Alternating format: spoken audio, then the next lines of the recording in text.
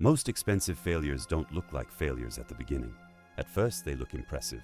A giant airport, a luxury hotel, a futuristic city, a strange new gadget, a big idea that everyone is supposed to believe in. There are presentations, there are investors, there are beautiful images of the future, and there is always the same feeling. This is going to be huge, but then reality shows up. The airport stays empty. The hotel never really opens. The city has buildings, but not enough people. The product gets attention, but nobody actually wants to use it every day. And suddenly, the thing that was supposed to be the future becomes a warning. So in this video, we're looking at 7 expensive projects that were built with ambition, promoted with confidence, and remembered for one reason. They went completely wrong. Let's start with an airport, because an airport sounds like a safe idea, right? People travel. Planes need runways. Cities need connections. But Ciudad Real Central Airport in Spain proved that even something as practical as an airport can become a ghost project. The airport was built south of Madrid. It had a large terminal, a long runway, and enough space to handle millions of passengers a year. On paper, the idea made sense. Madrid was busy. Low-cost airlines were growing, and Spain wanted more infrastructure. But there was one problem that the project could not solve. People didn't really need it. The airport was too far from Madrid. Airlines didn't rush to use it, and passengers didn't suddenly change their habits just because a new airport existed. So the place that was supposed to be full of movement became strangely quiet. Huge halls, empty counters, silent gates, a runway waiting for planes that almost never came. Just a few years after opening, the airport shut down. It became known as one of Europe's ghost airports. And the lesson is very simple. You can build an airport, but you can't force people to fly from it. But sometimes, a project doesn't fail because people refuse to come. Sometimes it fails because it never really gets finished. That brings us to the Ryugyong Hotel in North Korea. This is one of the strangest buildings in the world. If you see it once, you remember it. A massive pyramid-shaped skyscraper rising over Pyongyang. More than 100 floors. Sharp, huge, and impossible to ignore. It was supposed to be a symbol of power and modernity. A luxury hotel that would show the world what the country could build. But instead, it became famous for something else. Not opening. Construction started in the late 1980s. The plan was huge. The image was dramatic. The building was meant to impress. But then problems started. Money became an issue. Construction slowed down. And for years, the hotel stood unfinished above the city. From far away, it looked powerful. But inside, it was not the future people had been promised. It became known as the Hotel of Doom. Not because of something dramatic that happened inside, but because almost nothing happened inside at all. Later, the outside of the building was covered with glass, making it look more complete. But the reputation stayed. A building designed to impress the world became famous for being unfinished. And that's the danger of building something really as a symbol. If it works, it looks beautiful. If it fails, the failure becomes impossible to find.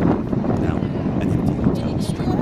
But what happens when the same kind of thinking is applied to an entire city?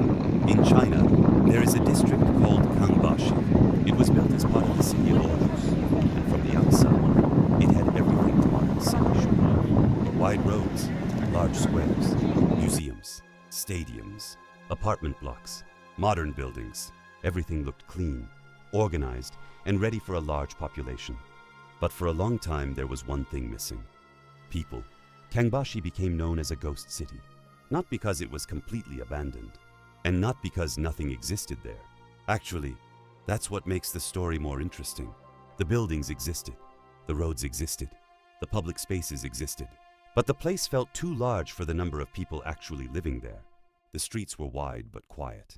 The buildings were new, but many apartments stayed empty. The city had the shape of a future, but not enough life to fill it. And this is where a lot of big projects go wrong. They assume that if you build the structure, life will follow. But cities are not just buildings.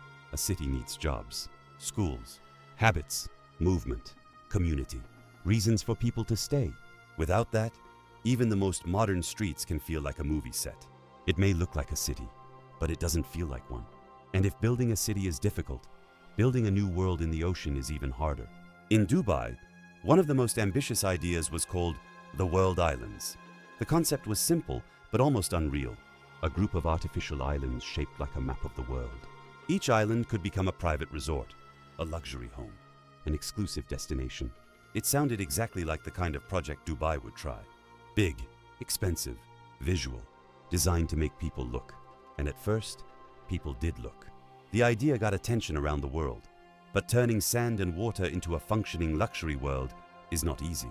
The project faced financial problems, construction delays, and questions about whether there was enough real demand to turn the islands into what had been promised. Some parts moved forward, some islands were developed. So this is not a simple story of a project that completely disappeared. But the full dream moved much slower than the original vision. From above, the world islands still look impressive. But that's the point. A project can look amazing from the sky and still struggle on the ground.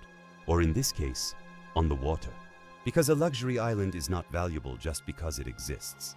Someone has to build on it, maintain it, visit it, live there, and keep believing that the dream is worth the cost. So far, we've talked about airports, hotels, cities, and islands. Big projects made of concrete, steel, land, and water. But some failures are much smaller, small enough to wear on your face. Google Glass was supposed to be the future of personal technology. A tiny screen in front of your eye. A camera, voice control, notifications, maps, messages. It looked like something from science fiction. And when Google introduced it, many people thought this might be the next step after smartphones. But the problem with Google Glass was not only the technology. The problem was people. The device felt strange in public. The camera made others uncomfortable. The price was high. And the reason to wear it every day was not strong enough. That last part matters a lot. Because people already understood smartphones. A smartphone was useful. It was familiar. It solved obvious problems. But smart glasses asked people to change their behavior before giving them a reason strong enough to do it. And that is a risky thing to ask. Even if a technology is impressive, it still has to fit into real life. Google Glass did not disappear forever. The idea of smart glasses is still alive, and companies are still trying to make it work. But as a consumer product, Google Glass became a warning. Being early is not always the same as being right. Google Glass tried to change how people use technology. The next project tried to change how people watched entertainment. That project was Quibi. Quibi had a simple pitch. Premium shows made for your phone in short episodes. The name came from Quick Bites. The idea was that people would watch high-quality entertainment during small moments of the day, on the train, during a break, while waiting somewhere. And Quibi had serious backing.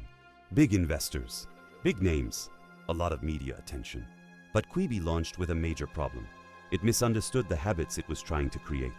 People already had YouTube. TikTok was growing fast. Netflix was available on almost every device. And short mobile entertainment was already everywhere. Quibi wanted people to pay for something that many platforms were already, giving them in different forms. Then the pandemic changed daily life. The moments Quibi was designed for, commuting, waiting, moving through the day, suddenly became less common. But there was another problem too.